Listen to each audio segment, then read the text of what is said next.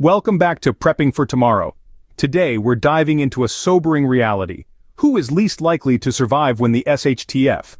Picture this. A disaster strikes, chaos ensues, and the majority are caught off guard. This is the harsh reality for those who have not made any preparations for such events. It's a grim picture, isn't it? But let's not dwell on the dark side. Instead, let's focus on the light at the end of the tunnel. Preparedness. We're talking about the importance of having basic survival supplies like water, food, and shelter. It's not about hoarding or living in fear, but rather being ready for any eventuality. Think about it, without water we won't last more than a few days. Without food we'll become weak and unable to fend for ourselves. And without shelter, we're exposed to the elements and potential dangers. So, without basic supplies, even the most hopeful among us will struggle to survive.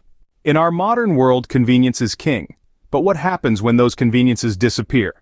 Picture this. The power's out, no more Netflix, no more online food deliveries, and no more Google to find answers. The overly dependent, those tethered to their gadgets and the digital world, suddenly find themselves in a reality they can't swipe away. And it's not just about electronics. Think about daily medications, public services, even our grocery stores. We're all accustomed to these conveniences, but what happens when the pharmacy shelves are empty or the tap runs dry?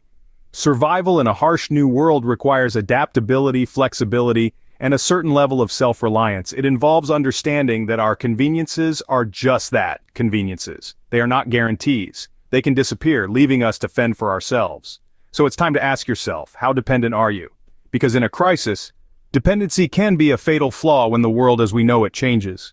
For those who live off the beaten path, isolation can be a double-edged sword.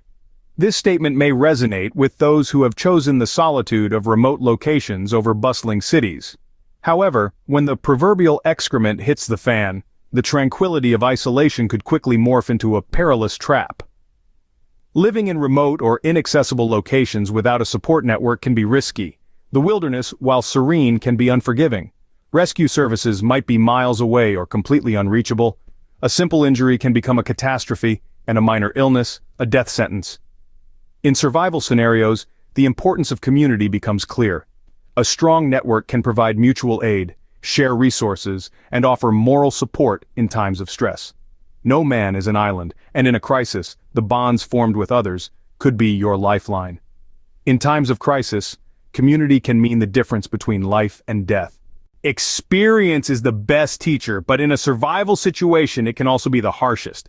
Let's talk about the inexperienced. These folks might have all the gear, the best intentions, but lack basic survival skills. This absence can be dangerous, even deadly. Survival isn't just about having a well-stocked pantry or a sturdy bunker. It's about knowing how to use what you have effectively and innovatively. It's about understanding how to make fire from scratch when you've run out of matches. It's about purifying water when your supply runs dry. It's about building a shelter when the rain starts pouring and you're miles away from any form of civilization. These skills aren't learned overnight. They require practice, dedication, and sometimes a good deal of trial and error. But they're worth every ounce of effort. Why? Because when the world, as we know it, collapses, it's not just about surviving. It's about thriving. Without the right skills, even the bravest among us may fall. Physical fitness isn't just for athletes. In a survival scenario, it's a lifeline. Let's consider the physically unprepared. These are individuals who, for a variety of reasons, might be physically unfit or have limited mobility. The harsh reality is that when things go south, those who are in poor physical shape or have restricted movement are going to face significant challenges. In a crisis situation, physical demands increase exponentially. We might need to walk for miles, carry heavy loads, or fend off threats.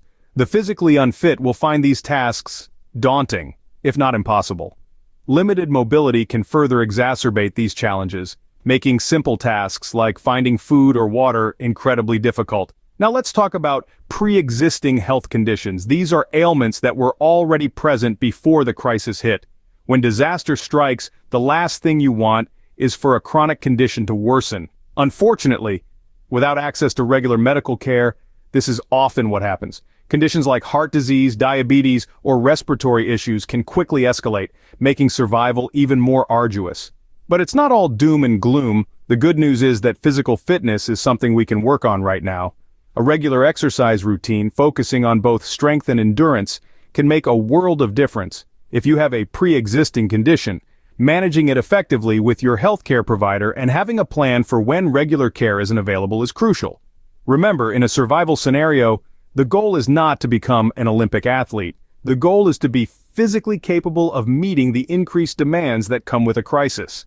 This could mean being able to walk a few miles without rest, carry a pack with essential supplies, or simply having the stamina to endure difficult conditions. Physical preparedness is not just about survival, it's about quality of life in the face of adversity. It's about having the strength and stamina to not only endure, but to thrive. It's about being able to carry your own weight, and maybe even the weight of others. Physical readiness can mean the difference between thriving and merely surviving. Complacency can be a silent killer. In a survival situation, it's a luxury we can't afford. Complacency breeds a dangerous sense of security, where risks are often underestimated or completely ignored. This mindset can lead to a catastrophic downfall when disaster strikes. Imagine this. You've got your supplies, you know your escape routes, but you shrug off the importance of staying alert and vigilant. You think, it won't happen to me, but guess what? Trouble doesn't send invites, it shows up unannounced. Psychological preparation is just as vital as having a backpack full of survival gear. It's about keeping your mind sharp, ready to adapt and respond to any situation. It's about acknowledging that the world can change in a blink and being mentally prepared to face the new reality, however harsh it may be. Remember, a survival mindset is not about living in fear, it's about living with awareness. A survival mindset is key to making it through any crisis. Money may not be everything, but in a crisis, financial instability can make a hard situation even harder. Imagine this. A disaster hits, and it's time to put your survival plan into action. You've got your bug-out bag packed, your survival skills honed, and a solid escape plan. But there's one thing you didn't account for. Your bank account is running on fumes. Suddenly, your plan seems a lot less solid. This is the reality for those who are financially strained when disaster strikes. When we think of prepping, we often focus on physical supplies and survival skills. But let's not forget the role finances play in our survival strategy. A healthy financial state can be the difference between getting that last bag of rice off the supermarket shelf or watching someone else take it home. It can mean the difference between affording necessary medicines or going without. It can even determine whether you can fuel up your vehicle to get out of Dodge or get stuck in the danger zone. Now, I know what you're thinking, but I'm already strapped for cash. How can I possibly prepare? Well, we're here to tell you that prepping doesn't have to break the bank. It's about being smart with your resources and making every dollar count. Start by creating a budget.